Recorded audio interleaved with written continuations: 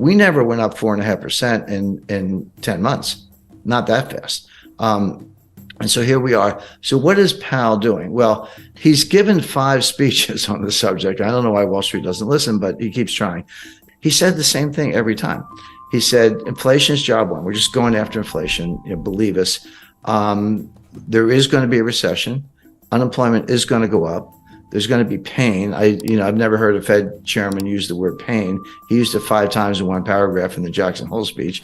And that's what we're doing. And believe us when we say it. Now, how long will he raise rates? How quickly? And what's he trying to do? Powell is trying to get to something that he calls the terminal rate. But the definition of the terminal rate is it's a rate that's high enough to cause inflation to come down on its own without further hikes. So we'll get to a level, and then inflation is coming down, by the way. In the last 5 months, it's gone from, in the U.S., it's gone from about 9% to 8.7, 8.2, 7.4, 7.1. So it is coming down. Having said that, the target is 2%, and 7.1 is still a far cry from 2. So he's not there, but he's making progress. Now, so here's I hate to use the word conundrum, but it kind of is. Wall Street's saying, you're done. You did it. Mission accomplished. Inflation is coming down. You got what you wanted. Give it time. Stop raising rates. You're going to kill the economy. But the Fed is saying, well, we actually don't know. We can't untangle it. Yes, inflation is coming down. That's objective. But is it coming down because we're still raising rates? Or is it coming down because we're at the terminal rate? Those are 2 different things. And right now, and this is what Powell's been saying, the Fed leans to the view that they're not at the terminal rate, that inflation is coming down because they're raising rates. They have not achieved the terminal rate. So my expectation is the Fed will raise interest rates 50 basis points on February 1st, and then probably 25 basis points in March. March 22nd is the Fed meeting after that.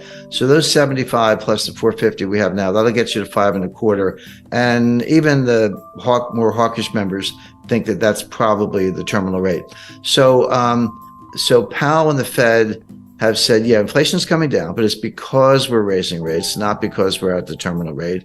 We're going to get to the terminal rate, probably 2 more hikes, and then we'll pause. And then if we're right, we'll just let inflation come down on its own. And that may take a year. So all this stuff about the Fed pivot and cutting rates and all that stuff, I mean, the Fed's thinking mid-2024 before they do that. Now, Wall Street are saying, no, you're not going to get that far. You may be at the terminal rate already. You're definitely going to cause a recession. It'll be more severe than you think. And rates are going to have to come down sooner than people expect. In other words, you've already achieved the terminal rate. You just don't know it. And you'll probably be the last to know. So with Wall Street, with the cheerleaders, sending that message, but with some serious market indicators, including yield curves, sending that message, why is Powell sticking to the game plan as I described it? And the answer goes back to 1980, believe it or not, and what's called the Volcker mistake. People forget that there was a recession in 1980. It was sharp but quick. It was over very quickly. It had nothing to do with monetary policy. The Carter administration issued some dopey regulation on a ceiling on credit card interest rates. And the industry said, fine, we're just not going to lend anybody any money. The economy fell instantly, kind of like a smaller version of what happened in 2020 with the pandemic panic. And then they said, oh, sorry, just kidding. And then they took the ceiling off, and then things got back to normal. Now, this was a time when farmers around the country were driving front loaders and tractors to Washington, and they were circling the Fed building. And one guy drove his tractor up the steps of the Fed, and Volcker was being burned in effigy. That all happened. So it was a little bit of pressure. And of course, Congress was up in arms and the White House was up in arms. So Volcker, not quite panicked, but he cut interest rates 7 percentage points, not 0.7, 7 full percentage points to deal with the recession, which, number one, was unnecessary because the recession was caused by a policy blunder from the White House, which was quickly corrected. And number two, he had not won the fight against inflation.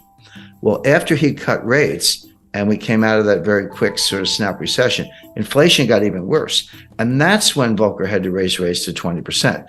And Volcker, in hindsight, and he said this in his last book just before he died, he said, we shouldn't have done that. We should have stuck to our inflation mission. So now Powell, remember, Powell's not an economist, he's a lawyer. So he kind of thinks like a lawyer. I can relate to that, looking at both sides. Powell does not want to be that guy. He does not want to be the guy who balks early and cuts rates, the famous Wall Street pivot, before the battle against inflation is won, because the outcome could be exactly what Volcker experienced, which is inflation wasn't done, doesn't go away, comes back stronger, and then you do have to destroy the economy, as we did in 1981-82. That was the worst recession. That was far worse than the little one in 1980. That was the worst since the Great Depression. We've managed to break that record several times since then, but at the time that was horrific. But Volcker and others have said that was a blunder he never should have done. So Powell does not want to give up the rate hikes too early because he does not want to repeat the Volcker mistake. He does not want to be that guy. And that's what's driving him, even as Wall Street screams, you're already there. So the question is, that's the lay of the land. There's the two competing sides. How does this play out? In my view, Powell probably is there. He probably is at something like a terminal rate. He probably doesn't have to raise interest rates anymore. He doesn't believe that himself. His models tell him otherwise because they're relying on the Phillips curve, which is junk science. I mean, the last time I looked at a Phillips curve, it was flat. At least where I went to school, curve was curved. This thing is flat. There is no correlation between unemployment and inflation. There just isn't. But the Fed thinks there is. So I always tell people, don't. If you want to forecast Fed policy and understand the Fed, don't think like a rational person. You have to think like the Fed. Because you have to get inside their heads or else you're going to get it wrong. So they're looking at unemployment, which is the lowest. The unemployment rate is the lowest since 1969. Well, if you believe in the Phillips curve, then that's a sure sign of inflation.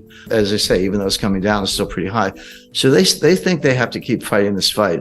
But here's what they're missing. Here's where it all falls down. Yeah, inflation as measured, CPI, PPI, personal consumption expenditure, core, non-core, year over year. There are like 20 different ways to measure it.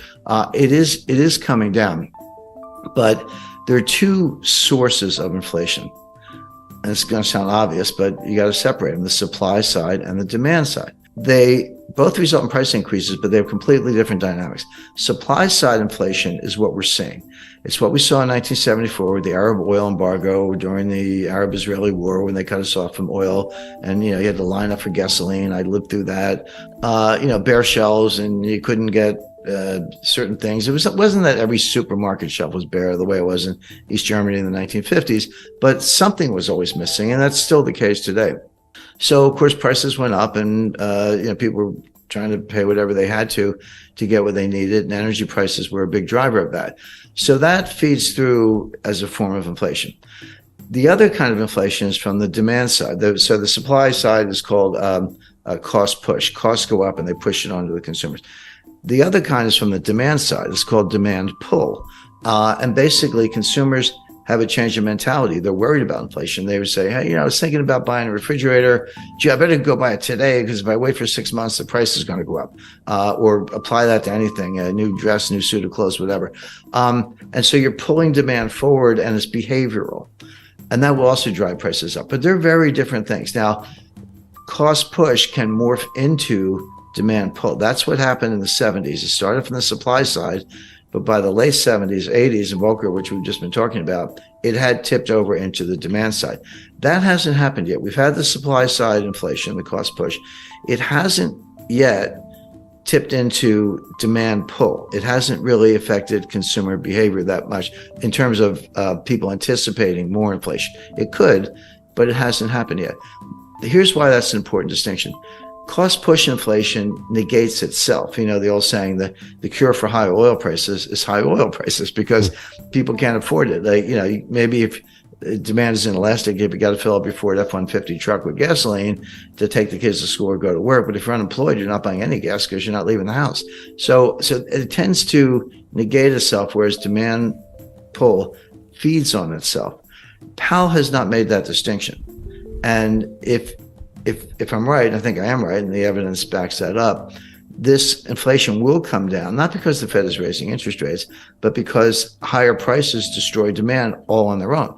If I used to pay $75 to fill up my truck with gas, and now I have to pay $150, which is about right, I'll do it because I got to get to work. But that's $75 I'm not going to spend on something else. I'm not going to go out for dinner. I'm not going to go to a show, a concert, or buy a new camera, whatever it might be. So it does tend to depress demand, destroy demand, and hurt the economy.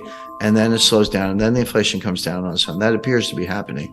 But Powell hasn't really made the distinction. He's fighting the last war. I hate to use a cliche, but he's fighting the Volcker War. And what he's got looks a little bit more like the Herbert Hoover War. That looks a little bit more like the 1930s than the 1970s. So the bottom line on all this is the Fed is going to raise rates at least twice more for the reasons I mentioned. Powell doesn't want to repeat the Volcker mistake. He thinks the battle's not won. He has to get to the terminal rate. In reality, he's probably already there, if there is such a thing as a terminal rate. It's another one of these things they made up. Inflation is coming down, and so will probably continue, but for really bad reasons.